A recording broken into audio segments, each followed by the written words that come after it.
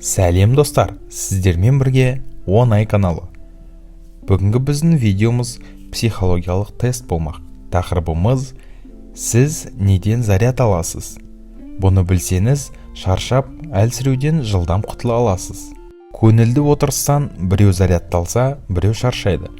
Біреу сөйлеген сайын қуаттанса, тағы біреу көп сөйлегеннен әлсіреп қалады. Ал сіз неден қуат аласыз? Білмейсіз бе? Онда қысқаша тест жүргізелік. Суретке қараңыз да ең бірінші көзіңізге не түскенін таңдаңыз.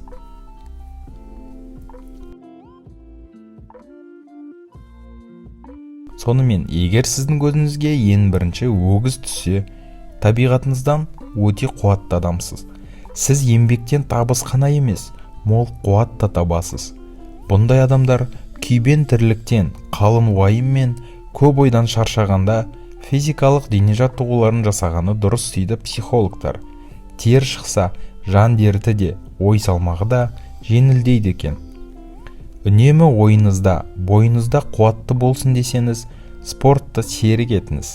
Күн тәртібіне дене жаттығуларын енгізіңіз.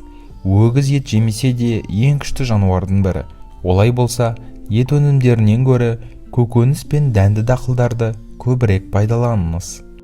Мұртты еркекті көрген болсаңыз, яғни онда сіз қаталдау, суық, батыл адамсыз.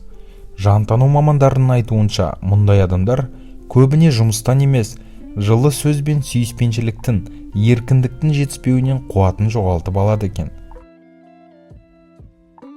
Өзіңізді жайсыз, әлсіз сезінсеңіз, бір сәт қатып қалған қағидалар мен тәртіптен өзіңізді босатып, босансытыңыз. Оңашада айқайлаңыз, жылаңыз, биленіз. Жалпы эмоцияңызға ауық-ауық еркіндік беріп тұрғаныңыз жөн. Өмір күліп түскенде ғана сәтті. Әдемі шығатын фотография сияқты есіңізден шығармаңыз. Өмірлік, отбасылық мәселелер шаршатқанда комедиялық фильмдер көріп, көңілді ән тыңдаңыз. Сізді шынайы күлу қуаттандырады. Еркек түздің адамы. Суреттен бірінші ер адамды көруіңіз сіз үшін қуат көзі табиғат аясында, саябақта, аулада серуендеу екенін де білдіреді. Ал егер де бірінші әйелді көрген болсаңыз, оңайлықпен шаршамайтын, болмашыға қажымайтын адамсыз. Қиналғанда, шаршағанда көмекті де, қуатты да өзіңізден таба алатыныңызды әрдайым есте ұстаңыз. Сондай-ақ, сіздің қуат көзіңіз үйде, яғни жақын адамдарыңызда. Қаумалаған ойдан құтылып, таусылмайтын мәселелерден тынығу үшін үй шаруасымен айналысыңыз. Мысалы, дәмді ас әзірленіз, тәтті торт пісіріңіз, газ плитаны тазалаңыз, кір жуыңыз, гүлдерге су құйыңыз және тағы да басқалары. Баланың, ата-ананың күтімін жасау, басқаларға көмектесу де сізге қуат береді. Әсіресе өзіңізге күтім жасап, айна алдында ұзақ отыру тез зарядтайды.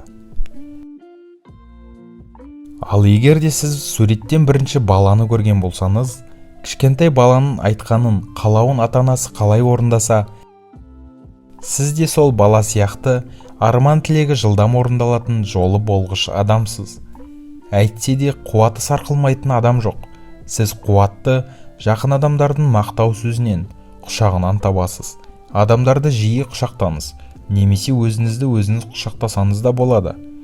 Жаныңыз жабырқағанда өзіңізді еркелетіңіз. Көңіл күйіңіз болмағанда балмұздақ тәтті жесеңіз болады. Сүтті ботқалар да сізді қуаттандырады. Сонымен достар, бүгінгі біздің психологиялық тестіміз сіздерге пайдалы болды деген ойдамыз. Әркім өз-өзін тапқан болар. Ал сіздермен болған оңай каналы. Келесі кездескенше достар.